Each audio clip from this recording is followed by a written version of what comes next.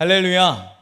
오늘도 예배드린 심령마다 하나님 아버지의 통치와 권세와 영광과 심이 심령 가운데 충만하게 되시기를 간절히 축원합니다. 여러분, 사람마다 자랑하고 싶은 것이 있습니다. 보통 우리 60대 정도 되는 권사님들의 특징 중 하나는 우리 휴대폰에 꼭 손주 사진을 넣고 다니는 것입니다. 이때 굳이 다른 사람들이 요청하지 않았지만 휴대폰을 보여주며 무슨 자랑합니까? 손주 자랑을 합니다. 카톡 프로필도 손주 자랑이고 동영상도 보여주면서 이쁘지 않냐고 자랑합니다. 왜냐하면 너무나 사랑스럽기에 자랑하고 싶은 마음이 저절로 드는 것이죠. 저희 어머니도 할머니가 되기 전에 주변 분들로부터 손주 자랑을 들었어요. 그때마다 영상을 보면서 같이 공감도 해주고 이쁘다 했지만 사실 보여주는 사람만큼 자기 손주가 아니기 때문에 그리 이렇게 공감이 안 될 때도 있고 그만큼 사랑스럽지 않게 느껴질 때도 있었습니다. 그래서 저희 어머니가 다짐한 것이 있어요. 내가 나중에 손주가 생기면 나는 하지 않겠다, 자제하겠다 다짐했습니다. 그리고 저와 제 동생도 결혼하고 나서 각자 아이를 낳고 저희 어머니가 할머니가 됐습니다. 여러분, 어떻게 되었을까요? 제가 보기에는 더하면 더했지 덜하지 않았습니다. 오늘 갑자기 어머니에게 전화가 오는 거예요. 아들, 잘 지내? 그리고 영상통화 좀 하자. 애들 좀 보여줘. 그게 끝이 아니에요. 영상통화 애들 보여주면 갑자기 어머니 주변에 소리가 들립니다. 이게 누구야? 알고 보니 주변 사람들한테 보여주려고 영상통화를 해가지고 이게 우리 손주고 이거 손녀고 할머니 이름도 모를 때 할머니 해봐. 그렇게 자랑했던 기억이 납니다. 어느 날 부모님 집에 가니 손주와 찍은 사진을 본인이 직접 현상해서 액자로 만들어서 벽에 걸어놓기도 하셨습니다. 왜 그럴까요? 너무 좋기 때문이죠. 너무 좋으니 자랑하고 싶고 소개하고 싶고 알리고 싶은 것입니다. 그런데 보통 이 손주 자랑이 점점 줄어드는 시점이 온다고 하는 거예요. 대개 초등학교 정도 들어가면 손주 자랑이 줄어든다고 합니다. 초등학생 되는 손주 어떻습니까? 이전처럼 할아버지 할머니를 따르지 않아요. 고집이 세지고 자기의 주장이 강하다 보니까 할아버지 할머니보다 자기 마음대로 하고 할아버지 할머니도 좋지만 친구들 다른 많은 게임이나 이런 것들에 더 관심이 가서 손주 자랑이 점점 식어지는 시점이 온다는 것이죠. 그러나 여러분, 우리에게는 손주 자랑보다 더 놀라운 자랑이 있습니다. 한때 자랑하는 정도가 아니라 우리가 평생 자랑하고 소개될 놀라운 이야기가 있다는 거예요. 바로 하나님의 복음입니다. 아멘이십니까? 오늘 말씀을 통해 우리가 평생 하나님의 복음을 증거하고 자랑하는 복음의 사명자로 세워지시기를 예수님의 이름으로 간절히 축원합니다. 오늘 본문은 복음의 정수라고 불리는 로마서의 시작입니다. 바울은 로마에 있는 교인들에게 편지를 보내고 있는데요. 이 로마 교회는 바울 사도가 세운 교회는 아니었습니다. 베드로 사도나 다른 사도가 세운 교회도 아니었습니다. 학자들에 따르면 예루살렘에 방문했던 개종한 이방인들이 오순절 성령 강림 이후에 변화받아 로마로 돌아가 세운 교회로 알려져 있습니다. 이렇게 사도에 의해 생겨난 교회는 아니었지만 그들의 신앙은 잘 자랐고 성장하게 되었습니다. 오늘 본문 1장 8절에 있는 것처럼 행함과 순종이 있는 아름다운 교회로 성장하게 되었어요. 이런 로마 교회를 바울은 간절히 방문하기를 원했습니다. 여러분, 얼마나 간절히 보기를 원했던지 10절부터 바울의 심정이 적혀져 있어요. 10절에 보면 내가 어떻게 하든지 너에게 나아가기를 구하노라. 11절에도 내가 너희를 간절히 보고자 원하는 것은 13절에도 형제들아 내가 여러 번 너에게 가고자 했으나 막혔다. 15절에 나는 할 수 있는 대로 로마에 있는 너에게 복음을 전하기를 원한다. 여러분, 반복하고 강조해서 내가 너희를 정말 만나보고 싶다, 하기 원한다 라고 이렇게 바울은 이야기하고 있습니다. 여러분, 바울이 그토록 이 로마 교인들을 만나고 싶은 이유가 어디에 있습니까? 바로 그들에게 복음을 전해주기 위해서입니다. 여러분, 여기서 우리는 한 가지 이상한 점을 느낄 수 있습니다. 지금 바울은 이미 하나님을 믿고 있는 성도들, 그것도 행함과 순종이 있고 소문이 난 로마 교인들에게 하나님의 복음을 전하겠다고 하는 것입니다. 이는 무슨 의미가 있을까요? 하나님의 복음은 하나님을 모르는 불신자만이 아니라 이미 하나님을 믿고 있는 자들에게도 계속해서 필요하다는 거예요. 그러므로 로마에 있는 너에게 내가 복음을 전하고 싶다라는 이 말은 하나님의 복음이 지금 소문난 너희 로마 교회에게도 필요하다고, 그리고 들어야 된다고 이야기하고 있습니다. 그렇다면 바울이 그들에게 그토록 전하고 싶은 복음의 내용은 무엇일까요? 바로 로마서 1장 17절입니다. 로마서 1장 17절이 로마서의 핵심 구절인데요. 우리 화면을 통해서 함께 읽겠습니다. 시작.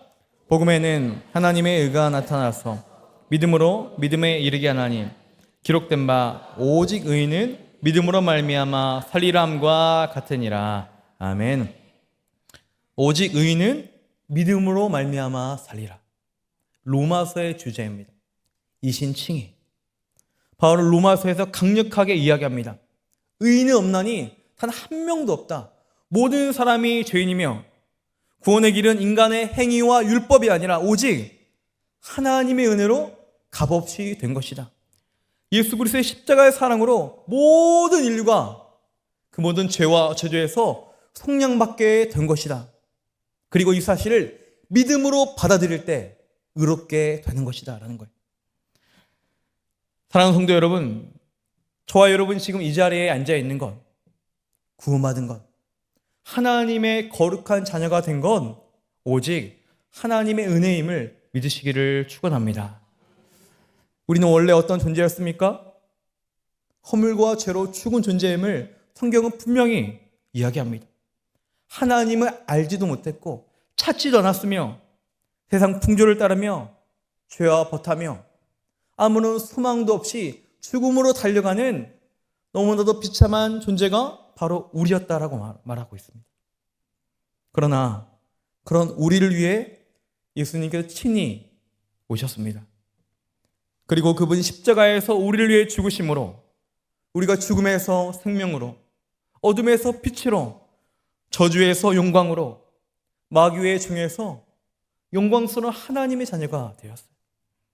이것이 값이 없는 하나님의 은혜라는 거예요. 우리의 열심과 공로와 업적과 힘이 아닌 오직 하나님의 은혜, 예수님의 십자가의 사랑입니다. 이것이 복음이라는 거예요. 바울은 로마 교인들에게 이 복음을 다시 전해주고 있는 거예요. 지금 너희 안에 이 믿음과 이 고백이 살아있는가? 율법주의, 공로주의, 형식주의가 아닌 하나님의 은혜에 대한 감격과 십자가의 뜨거운 사랑이 지금 너희 심령에 살아있는가?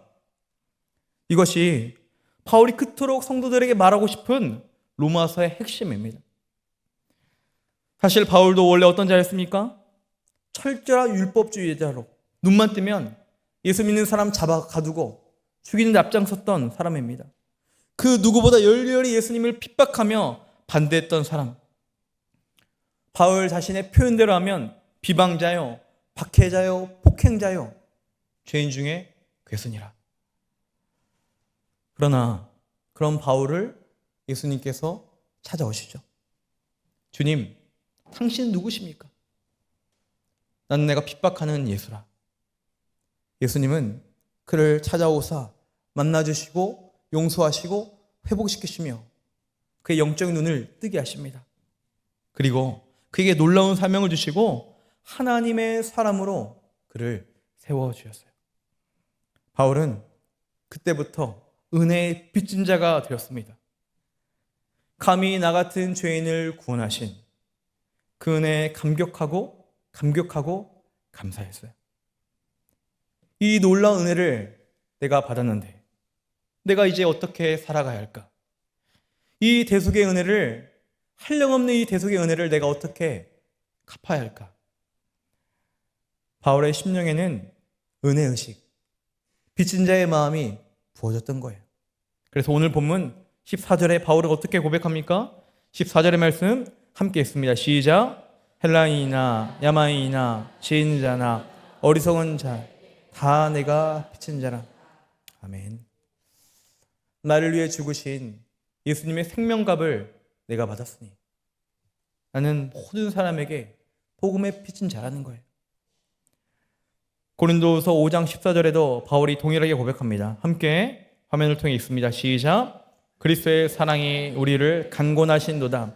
우리가 생각하건대 한 사람이 모든 사람을 대신하여 죽었은즉 모든 사람이 죽은 것이라. 아멘. 예수님의 사랑이 나를 강권한다는 거예요.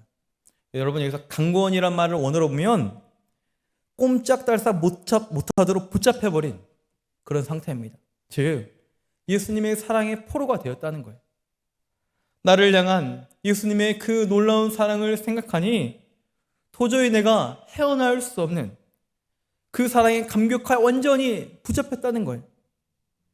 그러므로 바로 이어지는 바울의 고백이 무엇입니까? 15절 말씀 화면을 통해서 읽습니다. 시작.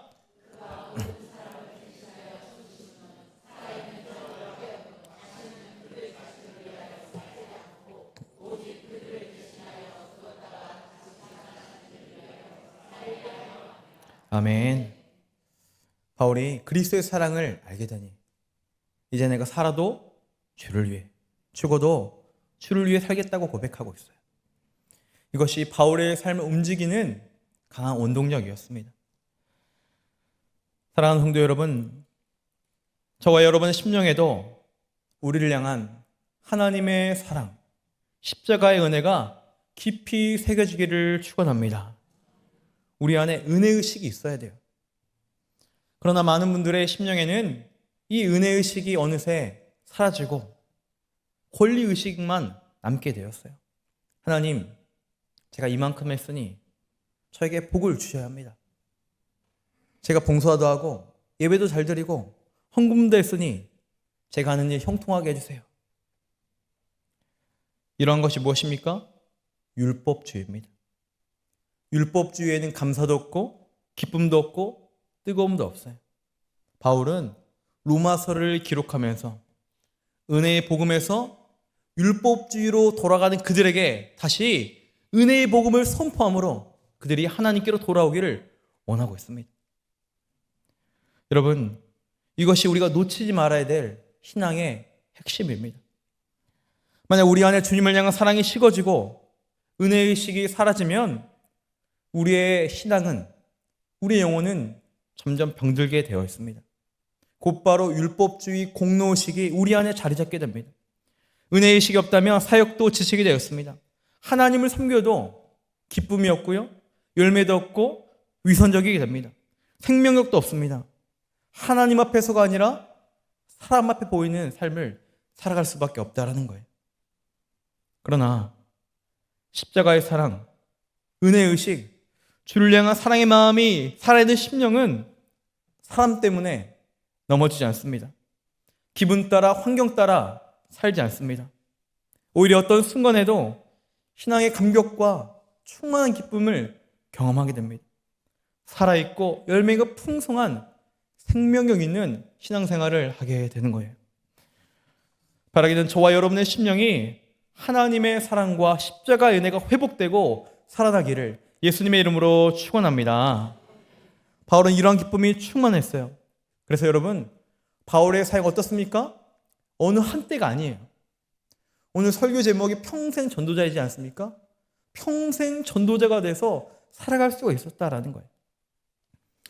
특별히 지금 우리는 행복축제를 준비하며 영혼 구원을 위해서 달려가고 있어요. 그러나 우리가 이런 행복축제를 매년 반복하거나 전도에 대한 이야기를 들을 때 때론 너무 익숙해져 매너리즘에 빠질 수도 있습니다. 여러분, 우리는 사실 이미 복음 전파의 당위성에 대해서 너무나 잘 알고 있어요. 행복축제를 굳이 하지 않아도 복음을 왜 전해야 하는지 이미 우리는 알고 있습니다. 설교를 통해서 무수히 들어왔기 때문입니다. 여러분, 선교의 목적이 어디 있습니까? 교회의 존재가 어디 있습니까? 선교하기 위한 것이 교회의 존재 목적 중에 하나입니다. 선교는 모든 사람들이 구원받기 원하시는 하나님의 강력한 소망입니다.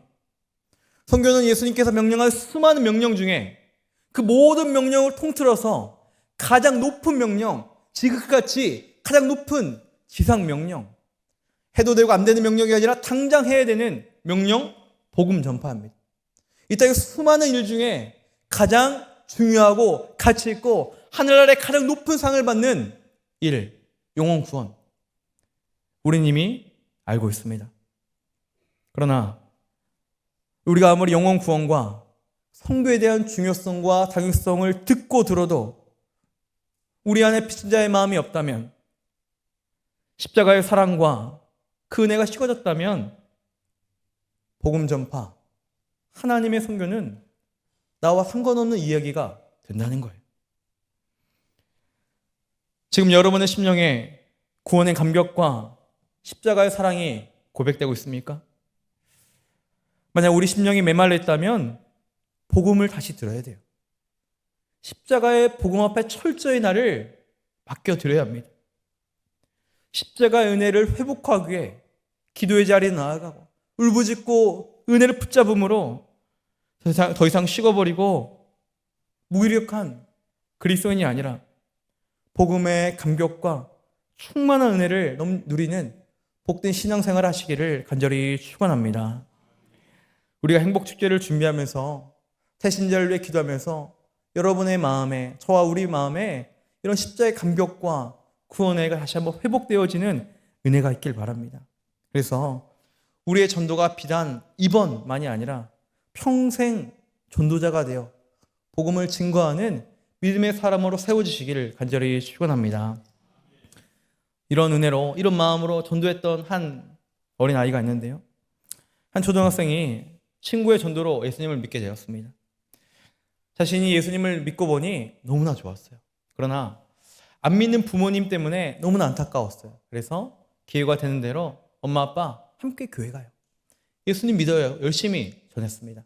그러나 엄마, 아빠는 나중에 믿을게, 기회 되면 믿을게, 대충 얼버무리고 적당히 넘어갔습니다. 그러던 어느 날 그 아이가 학교에서 돌아오는 길에 교통사고가 나 하나님의 품에 안겼습니다. 부모의 슬픔은 이루 말할 수 없었습니다.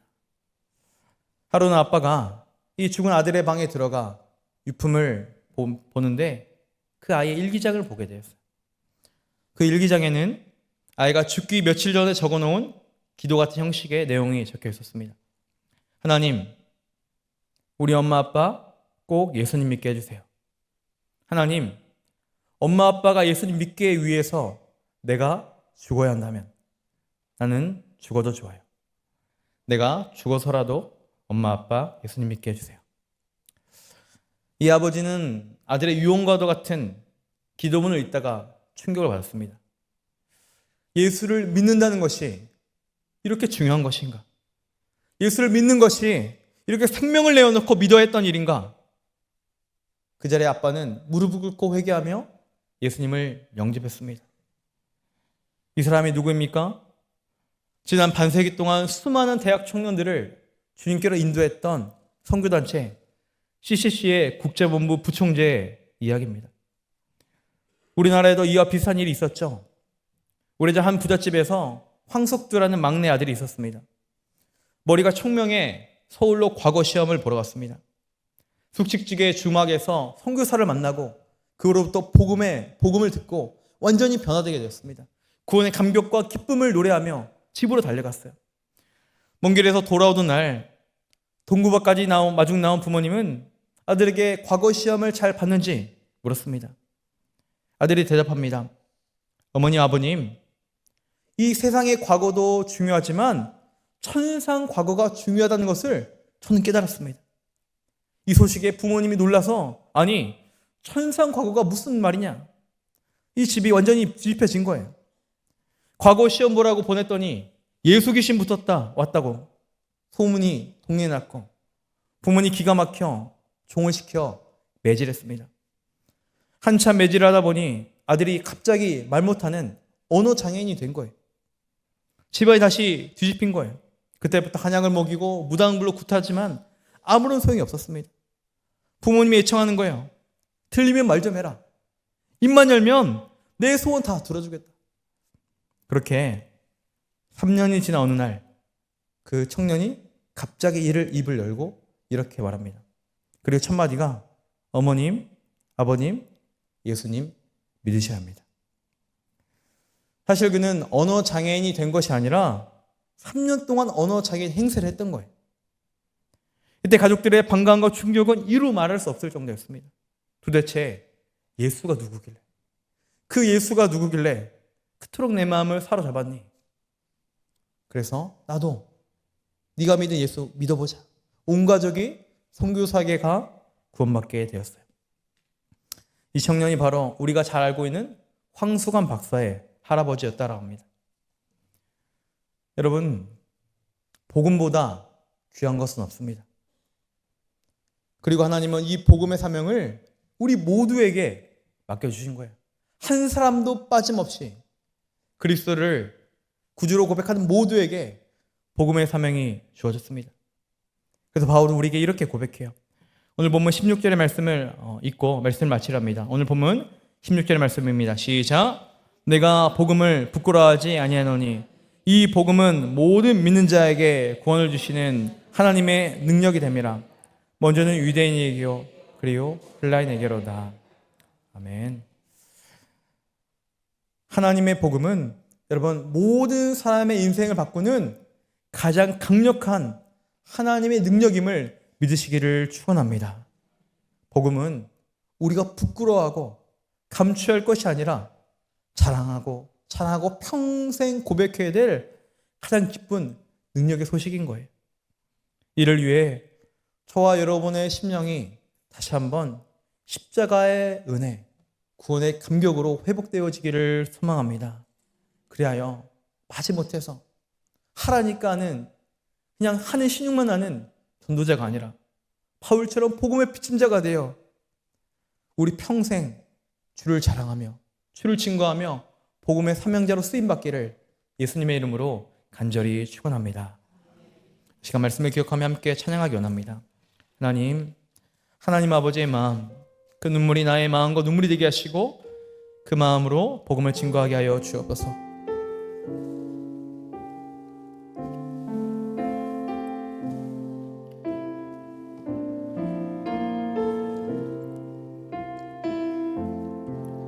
하나님의 사랑,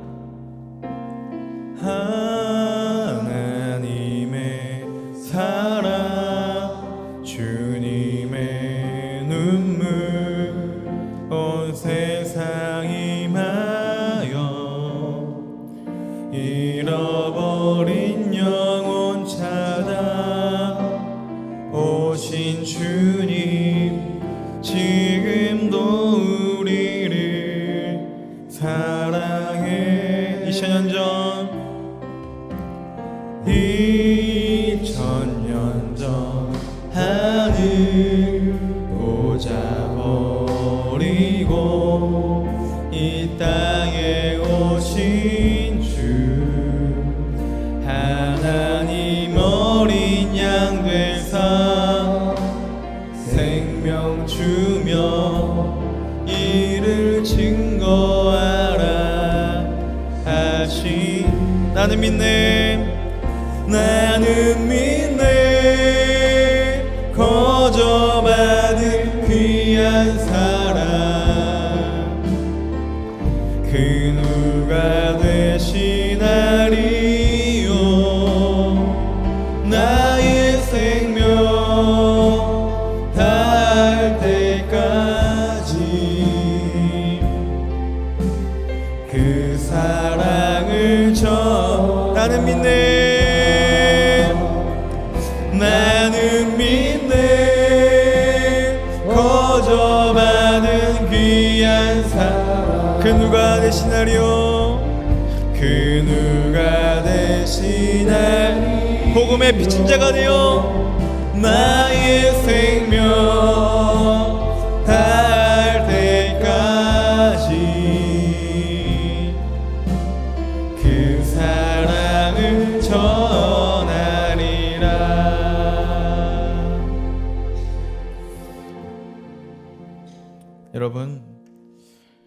바울만 하나님의 사랑을 입은 자가 아니죠.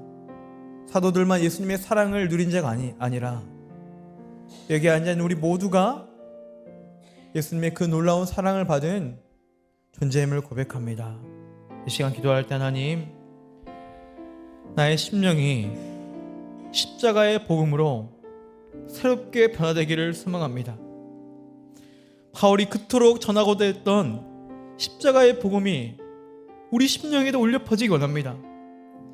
굳어버리고 메말라버리고 강팍해지고 율법주의적인 심령이 아니라 그리스도의 사랑이 사로잡힌 심령, 구원의 감격과 십자가 은혜가 충만한 심령 되게 하여 주옵소서. 그래 무기력하고 기쁨이 없고 눈치만 보는 신앙생활이 아니라 생명에 충만하고 자원하며 하나님의 은혜를 누리며 복음의 삶을 온전히 감당하는 우리 모두가 되게 하여 주시옵소서. 이 시간 주님의 이름 부르며 합심으로 기도하며 나아갑니다.